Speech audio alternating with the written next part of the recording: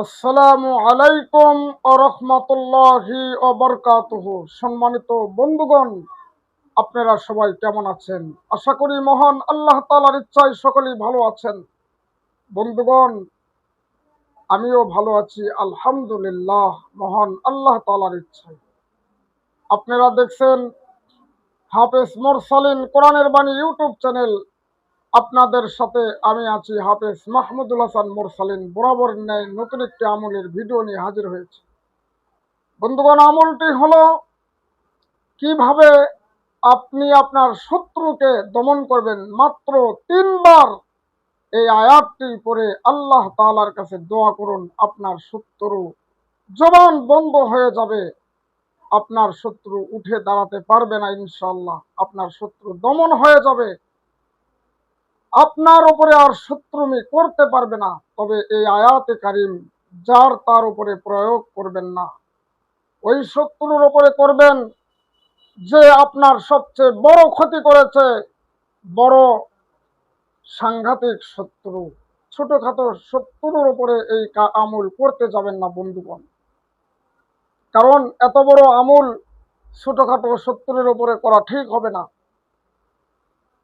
এই জন্য শত্রুকে ধ্বংস করার আমি আমার চ্যানেলে আমল দিয়েছি ইতিপূর্বে। যার যেটা সহজ মনে হয় সেটা করবেন। আজকের আমলটি আরো সহজ। বন্ধুগণ, যারা আমার কোরআনের বাণী ইউটিউব চ্যানেল সাবস্ক্রাইব করেন নাই, মেহেরবানি করে এরকম সুন্দর সুন্দর ইসলামিক ভিডিও পেতে, আমলের ভিডিও পেতে সাবস্ক্রাইব করে রাখুন। এবং যারা সাবস্ক্রাইব করেছেন তাদেরকে অসংখ্য অসংখ্য ধন্যবাদ। ভিডিও ভালো লাগলে একটি লাইক দিয়ে দিবেন, কমেন্ট বক্সে আপনার মতামত জানাবেন। আমাদের আমল করে আপনি কেমন উপকার পেয়েছেন ভিডিওটি শেয়ার করে দিবেন, প্রতিটি মুমিন মুসলমানের দরজায় পৌঁছিয়ে দিবেন। বন্ধুগণ, যারা আমার সাথে যোগাযোগ করতে চান, ডেসক্রিপশন বক্সে হোয়াটসঅ্যাপ লিঙ্ক দেওয়া থাকবে, লিঙ্কে ক্লিক করলে যোগাযোগ করতে পারবেন ইনশাআল্লাহ। ভিডিও কেউ স্কিপ করে দেখবেন না, খুবই ছোট ভিডিও, টেনে টুনে দেখবেন না বন্ধুগণ। যারা আমার ফেসবুক পেজ থেকে দেখছেন ভিডিওটি, পেজটি ফলো দিয়ে পাশে থাকবেন, লাইক কমেন্ট শেয়ার করতে ভুলবেন না বন্ধুগণ। চলুন বন্ধুগণ, কথা না বাড়িয়ে এখনই মূল আলোচনায় যাওয়া যাক।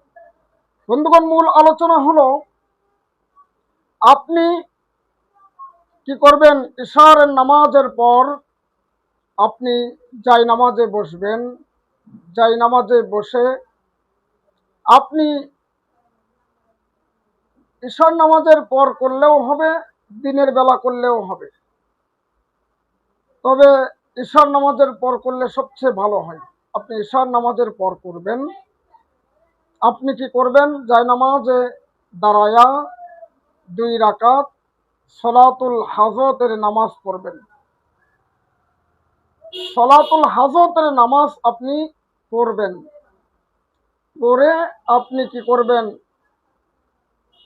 আপনি দরুদে ইব্রাহিম 3 বার পড়বেন, ইস্তেগফার পড়বেন 3 বার। এরপরে 3 বার এই আয়াতটি পড়বেন, যে আয়াতটি আজকে আপনাকে শিখায়া দিব।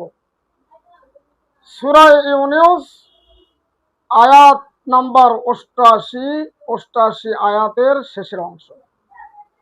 আমার সাথে আয়াতটি সকলেই পড়ুন, তারপরে ইনশাআল্লাহ নিয়ম বলে দেব। আউযু বিল্লাহি মিনাশ শাইতানির রাজীম। বিসমিল্লাহির রহমানির রহিম।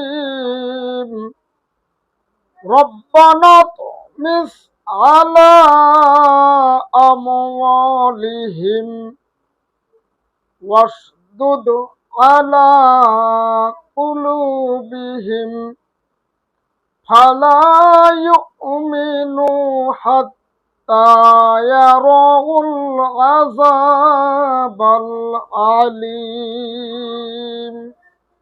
আয়াতটি আমি বাংলা উচ্চারণ করে স্ক্রিনেও লিখে দিচ্ছি। বাংলাতে আপনারা স্ক্রিন থেকে লিখে নেবেন এবং লেখা দেখে দেখে পড়বেন। আমি আবারও বলে দিচ্ছি ইনশাআল্লাহ, ভালো করে মন দিয়ে শুনবেন এবং পড়বেন, তারপর নিয়ম বলে দেব। বিসমিল্লাহির রহমানির রহিম। রব্বানা মিস আলা আমওয়ালিহিম ওয়াশদুদ আলা কুলুবিহিম ফালা ইউমিনু হাত্তা ইয়ারাউল আযাবাল আলীম। এই আয়াতটি আপনি 3 বার পড়বেন। এইটুকু দোয়া 3 বার পরে আপনি কি করবেন? আপনি আল্লাহ তাআলার কাছে মোনাজাত করবেন। আপনার শত্রুর নাম ধরে আল্লাহ তাআলার কাছে দোয়া করবেন যে আল্লাহ তাকে আপনি ধ্বংস করে দেন, তাকে আপনি শায়েস্তা করেন, তার বিচার আপনি করেন। এরকম করে আল্লাহ তাআলার কাছে আপনি দোয়া করবেন। নাম ধরে কিন্তু শত্রুর নাম উল্লেখ করবেন।